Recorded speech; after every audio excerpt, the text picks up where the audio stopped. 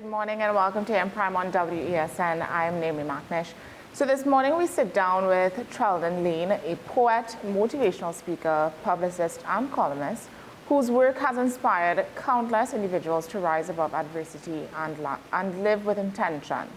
Through his writing and workshops, Treldon promotes a message rooted in love, transformation and self-discovery. His program, When You Think with Love, There's No Room for Hate, dives deep into the power of love as a force for healing, both personally and collectively. So today we'll explore the heart behind his message, the experiences that shaped it, and how he believes love can truly change lives. Good morning, Mr. Layne. Welcome to AM Prime.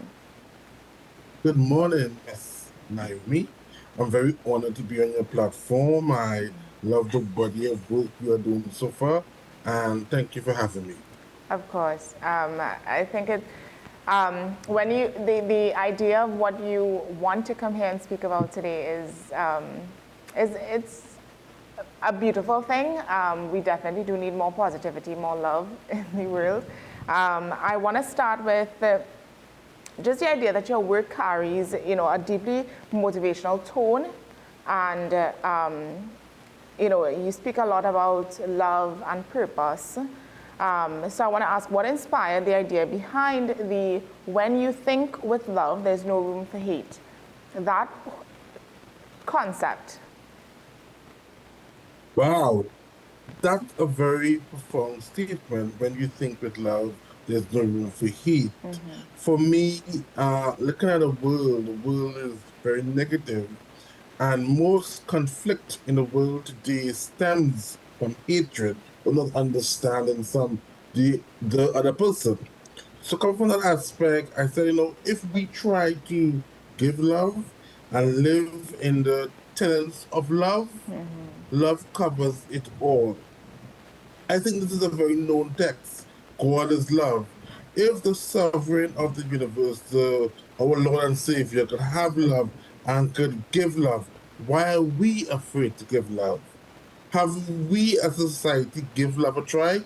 And this workshop, this program was intended to show us as individuals, all of us, that we need to give love a try and see if it can work. And I assure you, it can.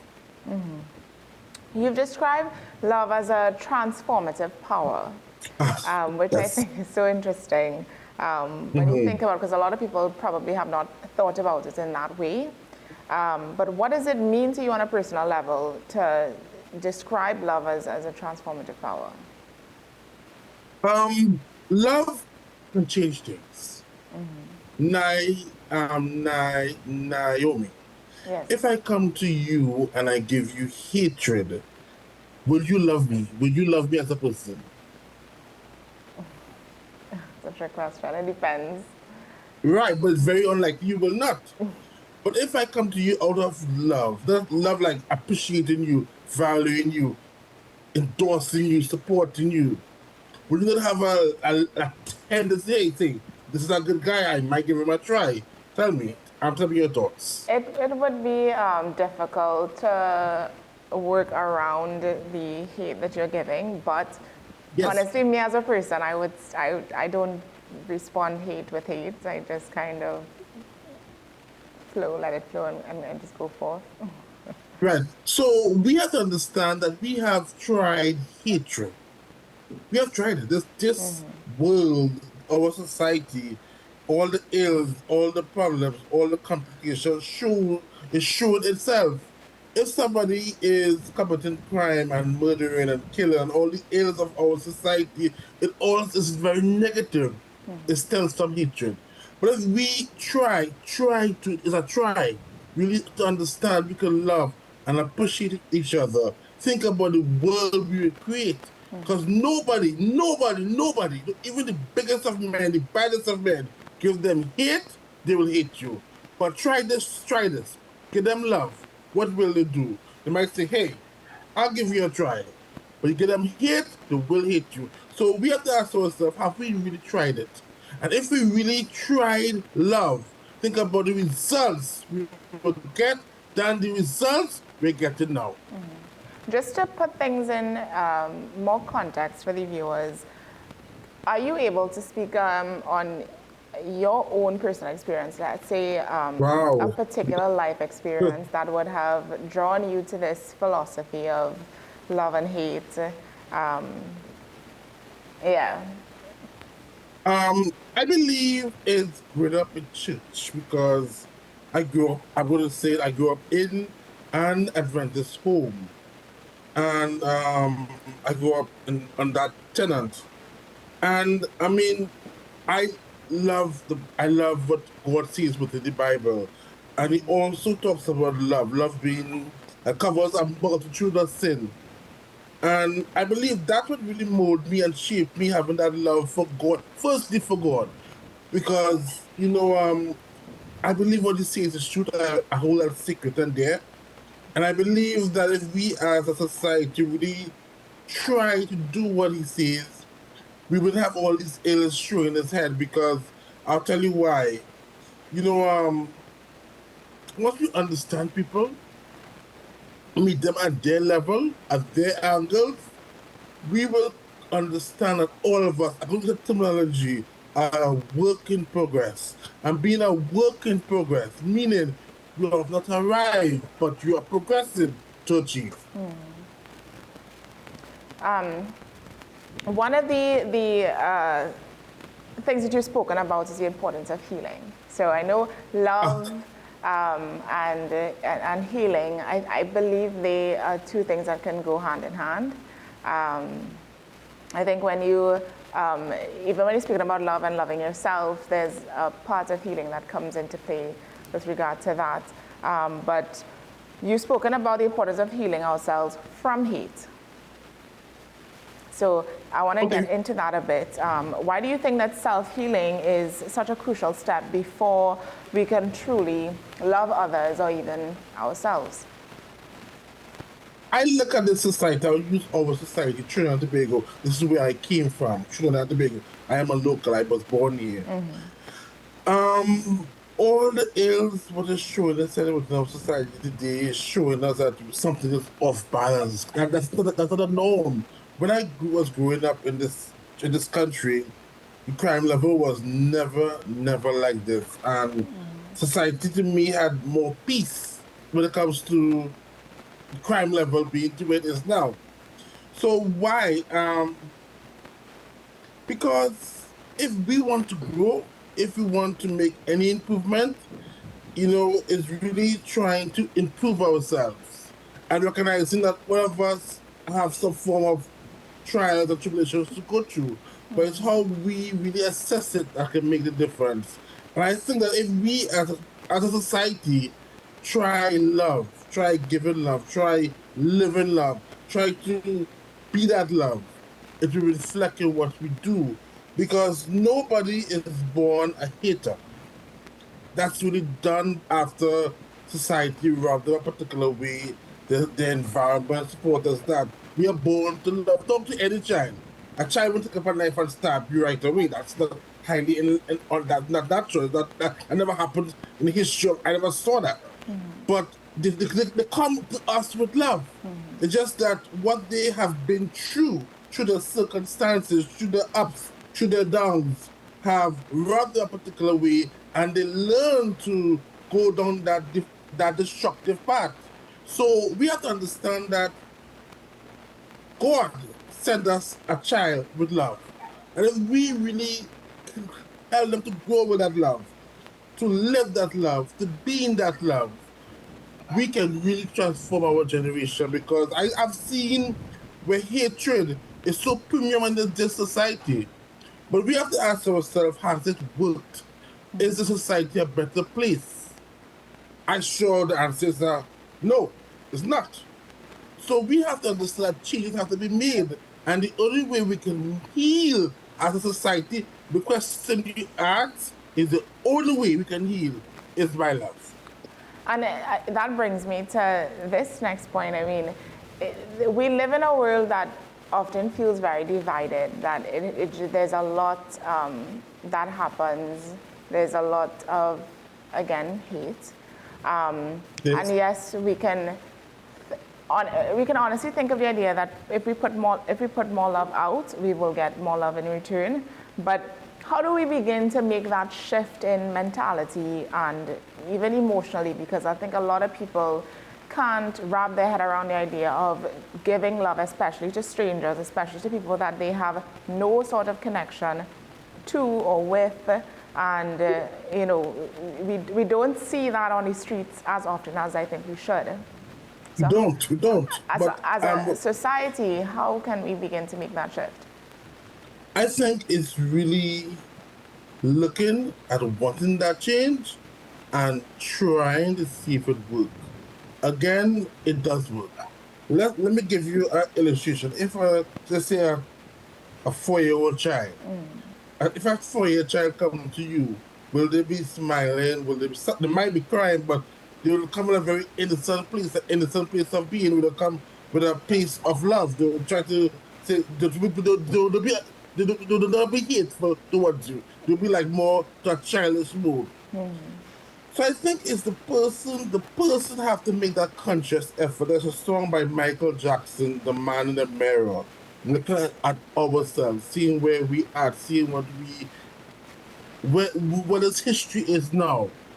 And we have to make that change. It's us, singular us, we have to make that change. And we may look at it and say, if one person is doing it and nobody else is doing it, it's a failure. But you have to understand that if all of us holistically recognize that we went down or we deviate for the road that some for the norms that we are playing it, and we came to the road whereby we are this cornerstone in this history in the world, in the country today. And the only way we can truthfully heal is love. I'll tell you something. When you love someone, you want the best for them. When you love someone, you don't want to hate them. When you love someone, you don't want to kill them. When you love someone, you will feed them. When you love someone, you'll be there for them. For instance, if you have a partner and what you want to, and you love your partner so much, you will do whatever it takes to make your partner full and complete and support your partner. We have to understand we have to support each other, endorse each other, lobby for each other. And the only way we can do it is first having love. Because once we have that love, we can persevere to any dimension after. But the first place is having the love. And Treldon, one of the things that I saw in your program, you focus on the idea that what you are thinking is your reality. And I think that's, well, from my understanding, I can see how that is to do with people reframing their thinking, and I guess and reframing their thoughts to align in a more positive light. So how can that be integrated into these statements that you're making now that about love and how in a world that's just filled with so much hate, to just put love out and allow it to be easy to put love out? We have to ask ourselves again, is the negativity working? I will view hatred as negativity. All the ills of negativity is not working for us. It's not working. Are we a better society? Are we a better world? Do we have a future whereby all children can say, hey, we are proud to represent what we left for them to take up? And when we question ourselves and we come back to the answer that we can't give our children this future, because this future is not going to be very wholesome for them, they're going to crumble eventually. So with that being said, we have to want it, basically. We have to. Even though the mindset changes, the change in the way we think. It's a thought, when we think. Our thoughts give reaction to our future. Our future gives reaction to our life. What is our thought saying? And I'm going to say this. Anybody who is against love and don't believe in love, I have to question you as well, because if you can say you are hating love and you are married and maybe you have friends and you have partners, why are you married? Why do we have a partner? Why do we have friendship? Are you giving that friendship hatred? It's not making sense. So we have to understand we have to want that change. Because if we want that change, changes will come. It's us firstly accepting that changes. So on a broader scale, yes, if we may think this is not normal for our time, but the fact of the matter is we have tried all the things we have tried within the society whereby spending money on national security, spending money on all these budgets that they put money to, haven't worked. What is the results? What do we have to show? I think as a mindset changes, we have to look at a change of what we think to give love a try and see if it will work. And I will say this: if God, the sovereign of this universe, could say He's love, who are we to say we are not? Question what we believe. What about when we talk about self-love and but self-love versus humility, that is a balance that isn't the easiest to strike. What advice would you give to someone trying to find that healthy balance? Wow, self-love, that's a strong theme. I love self-love, by the way, because I believe if you love yourself, you will want the best for yourself and you will do what's best for yourself. Because once you love yourself, you do constructive things. You do more things to lift. Maybe take your education, that's also positive. Maybe get married, that's also positive. Have friends, line, whatever. You do positive things. And so self-love is something that it requires working, progress on yourself. Study makes making progress. That is something that I think that most people can't achieve because they don't know how to get there. But then again, I do have whereby I can give you coaching, whereby I can try to guide you on your quest. And what I do, what is unique about Treldon Layne, unique about me, is that I can write quotes. So after hearing your stories, hearing what you are, I will give you a quote that what you gave me, I give you a quote. And that quote to me can change your mind shift, your thoughts, whereby you as an individual can say, hey, if I continue reapplying this code within my life, and what you give me, changes can come. I guess that's the unique way that God gave me the gift, whereby I can write codes randomly. I have codes on Twitter and on my social. I love codes, by the way. I know what it did for me. It did change me. It did make me a better person. It did make me a holistic person. So, again, if you wanted that change, and you wanted to make the improvement. But if you're lost, you have to have somebody to guide you, steer you, like a lighthouse, steering a ship back to the shore, back to the harbor. So it's really, for me, that's unique about me, is giving a quote. What you give to me, I give it back to you through a quote to make you change your thoughts and shift your thoughts to recognize that you are the only person who can change your future is you. And that's something you have to be mindful about. Yes, we believe in God. But if you don't accept what God says, could you change your future? You, it's us. Us have to change and want that change. And that's what it all stems from. We as individual wanting improvement and wanting that change. So I want to talk about your empowerment program, and we've been making a lot of reference from it in the conversation so far. But for someone who is hearing it for the first time or wants to know more about it, how would you describe it to that person? For me, I'm going to do a plug. I'm going to do a plug. I went to school, Holy Faith Convent, Hoover, and I gave a talk there. I have the review of what those girls, those beautiful girls, brilliant girls, spoke or told me about my presentation, how they perceived it. To me, at that point in time, I felt that was plain flattery. Plain flattery. I'll tell you why. The way the word those words, I was like, okay, all right. Okay, right, okay. I was very flattered. I'm being honest. Very nice words. The reason why am I saying this? I'm not a person whereby I want to talk for a whole hour and give you my philosophies. No. It's not about me. I don't even care to talk about myself too much, by the way. How can I help you? When I was dealing with those girls at Holy Faith Camp Vancouver, I addressed the issues whereby I conversed with them. I dialogue with them. I communicated with them. I reasoned with them. I rationalized with them. I walked the hall. I said, hey, tell me your thoughts. I took a seat at them and I said, let's talk about it. Let's discuss it. Those girls were so impressed that they gave me a couple of reviews. I did ask for reviews, and they were very, very beautiful reviews.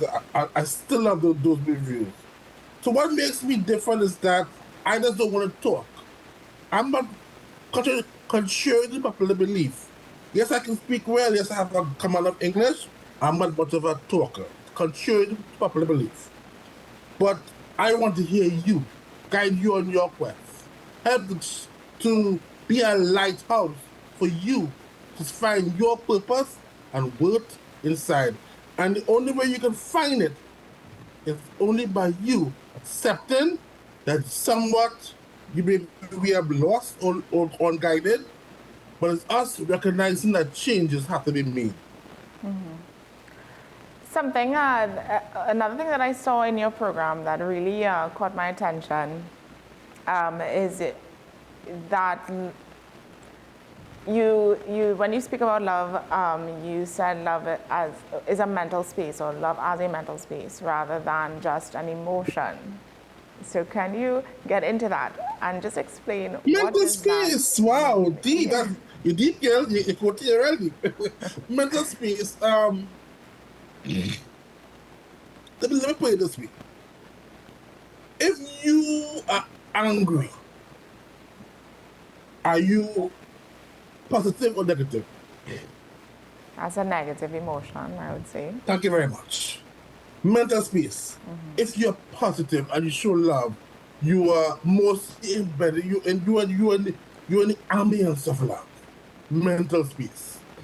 So when you dwell through the tenant of love, you can see hope comes. Because when we in the angry stage, we better, we mad like crap. We real mad, we angry, we better. We better like aloes. Sugar aloes, how are you? We better. But the point I'm making to you is that mental space is changing your thoughts, living in the domain of love, living in the body of love, living in the environment of love. Let me give you a next illustration. If I bring you to my home, this is an illustration, people illustration, don't go personal. And my house is messy and unkept and have odors. And would you enjoy that ambience of that place? No. Right. So let me ask you next question. If I bring you to my home, well kept, the sense is pleasant, I treat you well, I give you the best food, I feed you, basically. And, you will be like in a happy space. But the messy home and the clean home as our mind. So you see where I'm going with this? Our mind, if we are negative, is messy. But if your mind are clean and thoughtful and helpful and all the goods, living that clean house in your mind, you tell me as an individual, how will that be for you? Naomi, answer the question for me. I would feel, my thoughts would be clear. I would be in a good mood.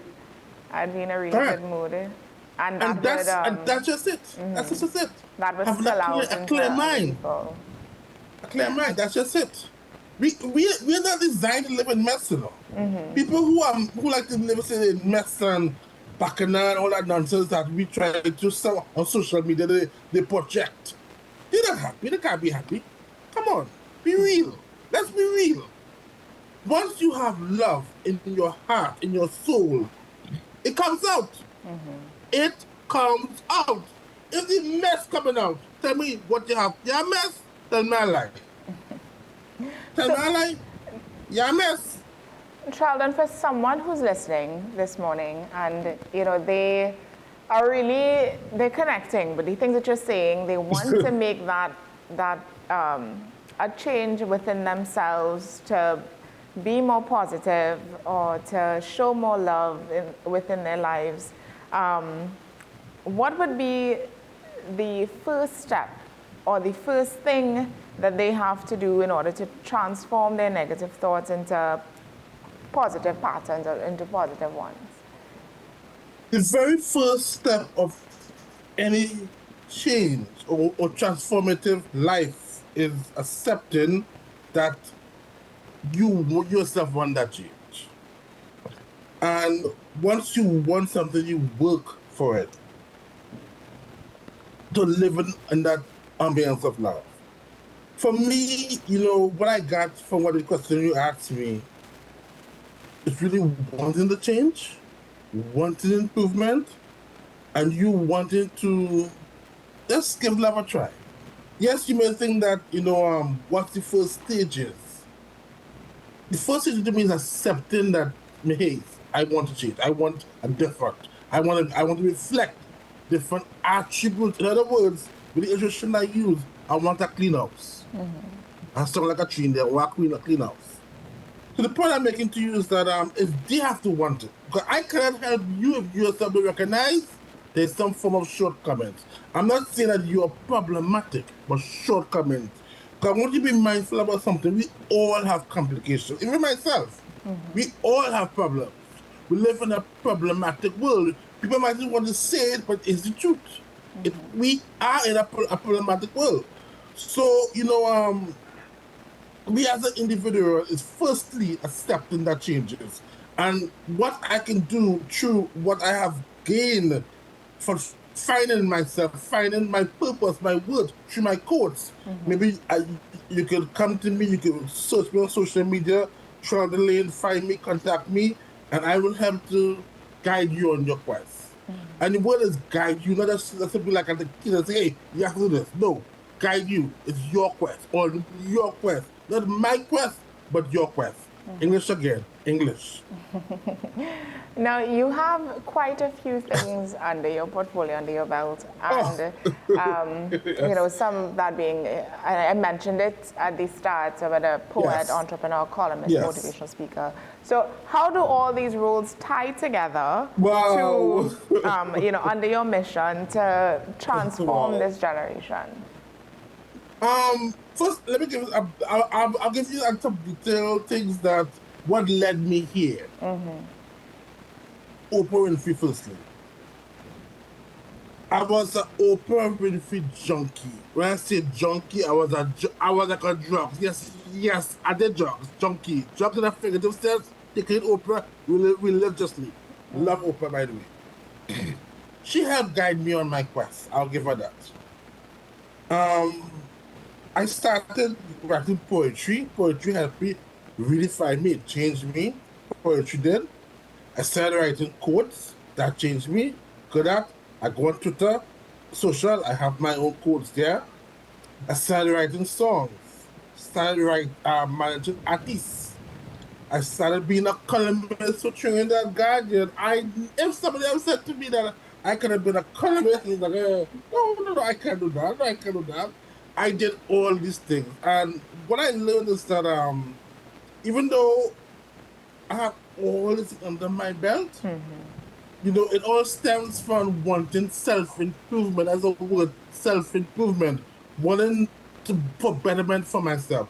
Not just for myself, how can I lift the consciousness of us all, our people, the world in general. So, you know, it's a love. I will tell you, I love motivation. If you really know me as an individual, you will hear through my voice. I've always been a person always trying to inspire people to give them hope, to give them some form of understanding that you can change your world.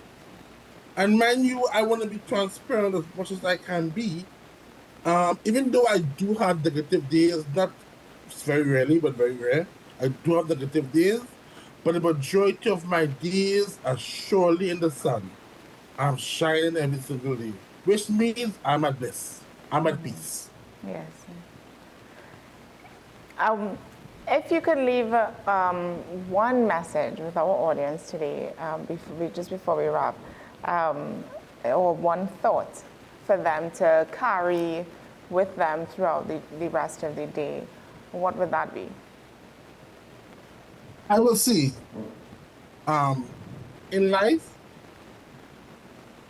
never feel that you have arrived and you are all good. People who have the tendency to believe that they are everything about them now is okay. No, it's not okay. I'll tell you why. If you as an individual don't see the purpose of wanting to reshape or improve yourself, why are you living? Why? What's logic? It's not making sense to me. So if I can leave a couple of statements I can make is you make yourself a better person. Make yourself a better person.